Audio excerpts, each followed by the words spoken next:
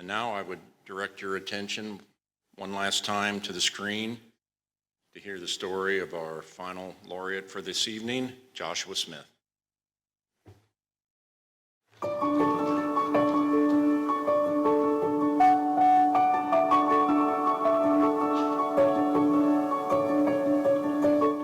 Know Joshua for about 13 years.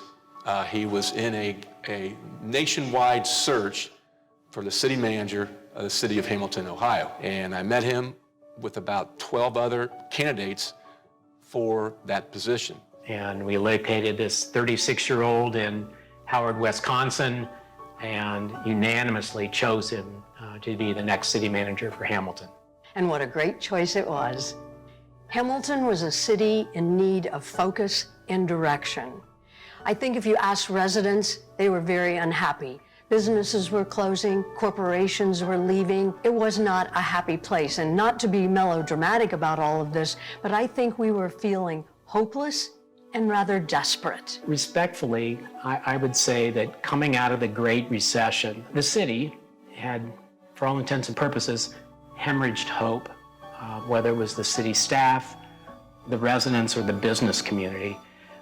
We were a great city who perhaps the best days were behind us. And when we brought Mr. Smith in for the job, he didn't see it that way. Most organizations have strategic plans, and I've discovered over time that a lot of them are on a shelf, never to be used. Joshua brought to Hamilton a strategic planning concept called OGSM. It allowed all of us, whether we were employees, city council members, residents, to understand what he hoped to accomplish from the very beginning to the very end of this whole system of getting things done. He's been a driving force in projects that go from the ground up. So whether it's repurposing, brand new use of an area, he just goes from, there's the vision, I'm going to get us to that vision. I think foundationally, the thing that Joshua brought to the community is a firm belief that it's not only appropriate to dream big, it's a prerequisite for success. And so he's really engendered that in people. He's a true leader, and people respond to that. Years and years and years ago, residents or business people would go to City Hall hoping for a solution, hoping to find help for a service they needed, and may discover a department would say, we can't help you now, but maybe if you come back next week, we can do something. That is not Joshua Smith. He is ready right then to listen to your concern, have an open door policy, as are all the members of his department, so that people can get answers to their questions right then. He's turned a lot of people from naysaying, negative people about Hamilton, to positive people about Hamilton. He listens. He listens to everyone. He gathers opinions from everyone. He can work with volunteers doing simply things like litter pickup. He can work with CEOs. He can talk to a homeless person and learn something. He might be sitting down at a meeting with someone and they don't agree at all about anything, but he finds a way to include that person's opinion when he makes decisions. He's a government employee, he's a city manager. He's, for all intents and purposes, a bureaucrat. He's none of those things. He thinks like an entrepreneur. He's driven like an entrepreneur. He's every bit a business person in the way he, builds a collaborative base with people, takes them with him on the journey, and constantly looks for success. He's a man of many interests, kind of like what you might call a Renaissance guy. He's a good athlete. He can talk about probably any subject to anybody. Man, he's a really good ping pong player. I know that. He reads a lot of history. Big Green Bay fan. I mean, he quotes Vince Lombardi quite often. He's all about solutions. It's not just a lot of conversation. He finds a way to be very involved with solutions that end in results, and he sees the big picture. His legacy will continue on and on because of the buildings that got repurposed, the people who got opportunities, whether it be education or whether a job that he helped create by creating jobs in the city and the people's lives who he has changed and the people whom he has educated in the city manager type of position. He's done a great job, and he truly has earned entrance into the Junior Achievement Business Hall of Fame.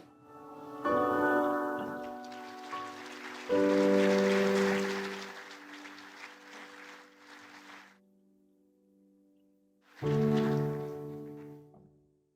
Joshua and I have spoken at times about his role as city manager, which just happened to be the same role that my father held over 40 years ago. And in having those discussions, talks about the pressure of the job and the stress that comes with it. And somehow or another, that discussion morphed into a discussion about bourbon. So I asked Joshua, well, Joshua, how did you become interested in bourbon? So as he does, he looked me right in the eye and said, John, in the entire history of humankind, never, not once, has an interesting story ever started with, well, I was sitting eating a Cobb salad and... So would you please join me in welcoming 2024 Hall of Fame laureate Joshua Smith to be presented his award by Francis Smith.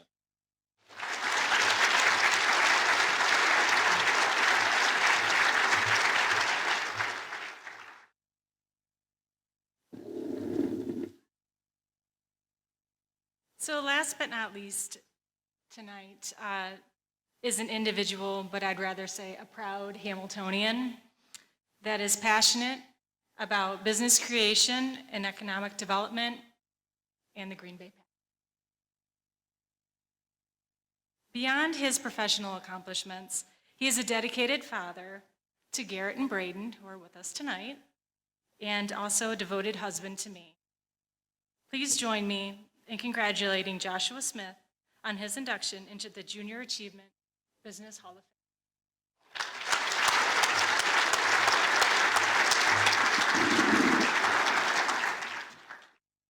I want to start by saying thank you to Kathy Klink, Rob Weil, Mayor Patrick Moeller for that great video, but I feel mildly left out that Joe Henson did not make an appearance because he literally was on all three videos before mine, so we'll have to work on that. It is not lost on me that I am the last thing between you and the NCAA tournament, so I will be very quick with my remarks. It's also Pastor John Lewis's birthday tonight, and I think that I might be the last thing between a bar and his table over there. And Lee Parrish, I'm sure, is meeting John Reister somewhere at 4 a.m. for some laps at a swimming pool. So with that, I'll go fast. So thank you to Junior Achievement for this recognition. After listening to the three laureates that preceded me, it certainly feels weird to be here because they seem to be so much more deserving than I am. But so to Tom, Lee, and Karen, congratulations on your recognition tonight. When I think about business, I tend to think about my two grandparents, both my grandfathers, both who owned small businesses in Iowa. My Grandpa Lang owned a jewelry store that was in the family for over 100 years. And my Grandpa Smith owned a service station, and he was a mechanic. And growing up, I watched firsthand the amount of work that goes into sustain a small business. So when I thought about what I wanted to model my work ethic after, honestly, it was two things, two professions: small business owners and farmers. I grew up in a small town in Iowa. My family at that time was not farming, but all my friends that I went to high school with were farmers. So I spent a lot of time on farms. And the one thing that really resonated with me is, as a small business owner or a farmer, there's no such thing as a direct deposit every 2 weeks into a checking account, that you weren't guaranteed so many weeks of vacation. You had to actually earn everything by your sweat, blood, and tears. So that really, if I could encapsulate what I've tried to do as city manager in Hamilton for the last 13 and a half years, but also in my 25-year career of city management, it's really been that type of work ethic. To Mayor Moeller, Vice Mayor Holman, and to the members of City Council, I mean, you guys are absolute rock stars. Anything that you've seen in Hamilton that's been an accomplishment in the past decade plus truly is due to City Council and the city staff. Absolutely, without a doubt, they have made the city look great, and for that, I'm incredibly thankful. So many people here tonight I consider friends and mentors. I was thumbing through the program when I sat down. Thank you to Jack and Karen Whalen and to Nick Lonnie in particular for buying an ad. Did not know that, but thank you so much. But there's so many people in this room that I have talked to over the years that truly have been a mentor to me. Coming to Hamilton, spending almost zero time in the state of Ohio until I was 36 years old. It's a little different when you move away from family, when you move away from your friends, and you're basically almost alone. My closest family is at least a 10-hour drive away, so I do appreciate and sincerely appreciate a lot of people's friendships that's in this room this evening.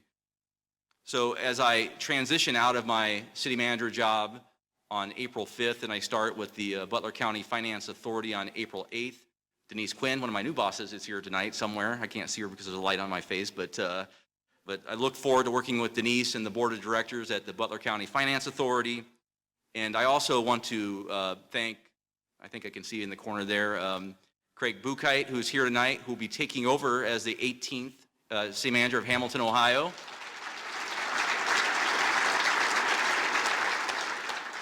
The one thing I will say that I think Craig was blessed with, but I was also blessed with, that we were both in Scott Skermese's orbit.